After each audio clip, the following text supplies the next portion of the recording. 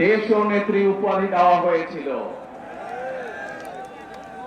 এই চট্টগ্রামের পূর্ণভূমির সাথে আমি এবং আমার পরিবারের একটি আবেগের সম্পর্ক রয়েছে। প্রিয় ভাই বোনেরা, আজ আমরা এখানে একত্রিত হয়েছি একটু আগেই যেটি বলেছি একটি পরিবর্তনকে সামনে রেখে। 1971 সালে দেশ স্বাধীন হয়েছিল, সেই স্বাধীনতাকে রক্ষা করেছে 2024 সালের ছাত্র জনতার আন্দোলন। ছাত্র জনতা কেন সেই আন্দোলন করেছিল? কারণ আমরা বিগত 16 বছর ধরে এই দেশের মানুষের রাজনৈতিক এবং অর্থনৈতিক অধিকারকে, বাক স্বাধীনতাকে, ব্যক্তি স্বাধীনতাকে কেড়ে নেওয়া হয়েছিল। দেশের মানুষ পরিবর্তন চেয়েছে।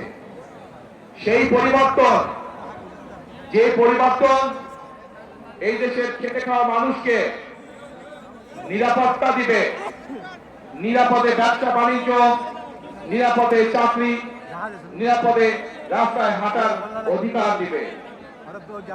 বাংলাদেশের মানুষ পরিবর্তন চেয়েছে। কোন সে পরিবর্তন? যেই পরিবর্তনের ফলে দেশের সাধারণ মানুষ তাদের সন্তানদের শিক্ষা ব্যবস্থা নিশ্চিত করতে পারবে। বাংলাদেশের মানুষ পরিবর্তন চেয়েছে। কোন সে পরিবর্তন? সেই পরিবর্তন হলো বাংলাদেশের মানুষ যেন তার এবং তার পরিবারের ন্যূনতম চিকিৎসার সুবিধা তারা পায়।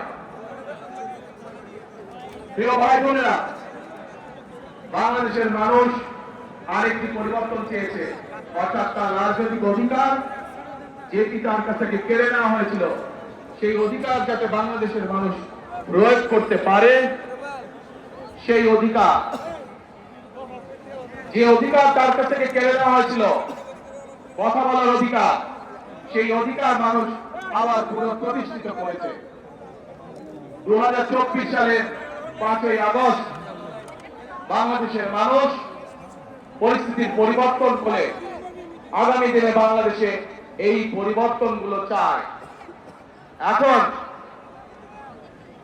প্রিয় ভাই বোনেরা, আজ এই নির্বাচনী জনসভায় দাঁড়িয়ে একটি রাজনৈতিক দল হিসাবে আমরা আমাদের প্রতিদ্বন্দ্বী দল যারাই হোক না কেন, আমরা তাদের সম্পর্কে আপনাদেরকে হয়তো অনেক কথা বলতে পারি, তাদের হয়তো অনেক দোষ ত্রুটি তুলে ধরতে পারি, কিন্তু তাতে কি জনগণের কোনো উপকার হবে? কি ভাই, আমরা যদি সমালোচনা করার স্বার্থেই যদি সমালোচনা করি, দেশের সাধারণ মানুষের কি তাতে কোনো উপকার হবে? উপকার হবে না। আমরা যদি শুধু সমালোচনা করার অর্থে শুধু সমালোচনাই করি, দেশের মানুষের পেট ভরবে? পেট ভরবে না। প্রিয় ভাই বোনেরা, বিএনপি একমাত্র রাজনৈতিক দল যারা যতবার সরকারে ছিল এই দেশের মানুষের ভাগ্যের পরিবর্তনের জন্য কাজ করেছে তারা। এবং সেই জন্যই আমি 17 বছর পর যেদিন দেশের মাটিতে পা রেখেছিলাম, সেদিন আমি সমগ্র বাংলাদেশের মানুষের কাছে একটি কথা বলেছিলাম যে উই হ্যাভ এ প্ল্যান, অর্থাৎ আমাদের একটি পরিকল্পনা আছে দেশের মানুষকে ঘিরে, দেশকে ঘিরে। বাংলাদেশে এই মুহূর্তে জনসংখ্যার অর্ধেক জনসংখ্যা হচ্ছে তরুণ বা যুবক সমাজের সদস্য। এই কোটি কোটি তরুণ যুবক সমাজের সদস্য তারা চায় কর্ম, তারা চায় কাজ, তারা চায় কর্মসংস্থান। এই যে চট্টগ্রাম বাংলাদেশের ব্যবসা বাণিজ্যের প্রাণ কেন্দ্র, সেই চট্টগ্রামের মানুষ সহ সারা বাংলাদেশের মানুষ চায় একটি নিরাপদ পরিবেশ, যেই নিরাপদ পরিবেশে তারা ব্যবসা বাণিজ্য করতে পারবে, বাণিজ্যিক সুবিধা তারা চায়। এই চট্টগ্রামের মানুষ সারা বাংলাদেশের মানুষের মতন চায় যে তাদের সন্তানরা যাতে লেখাপড়া করতে পারে, সেই পরিবেশ তৈরি তারা চায়।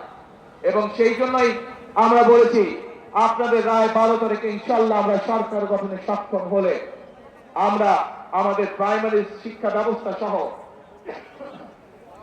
বিভিন্ন শিক্ষার স্তরে স্তরে আমরা পরিবর্তন আনতে চাই, যেখানে আমরা শিক্ষা ব্যবস্থাকে এমন করে গড়ে তুলতে চাই যেখানে আমাদের তরুণ যুবক সদস্যরা, তরুণ সমাজের সদস্যরা শুধু সার্টিফিকেট শিক্ষা ব্যবস্থাই পাবে না, একই সাথে তাদের শিক্ষা ব্যবস্থা এমন হবে যাতে শিক্ষা জীবন শেষে তারা কর্মসংস্থানের ব্যবস্থা সহজেই করে নিতে পারে।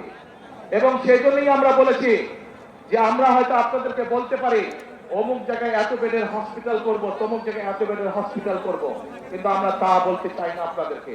বরং আমরা চাই গ্রামের মানুষের কাছে, গ্রামের নারীদের কাছে, গ্রামের শিশুদের কাছে স্বাস্থ্য সেবা তাদের ঘরে ঘরে পৌঁছে দিতে। এবং সেজন্যই আমরা 1 লক্ষ হেলথ কেয়ারার নিযুক্ত করার পরিকল্পনা গ্রহণ করেছি, যাতে করে মা বোনেরা এবং শিশুরা ঘরে বসে কম বেশি চিকিৎসার সুবিধা পেতে পারে। প্রিয় ভাই বোনেরা, বাংলাদেশের জনসংখ্যার অর্ধেক নারী, এত বিপুল সংখ্যক যেই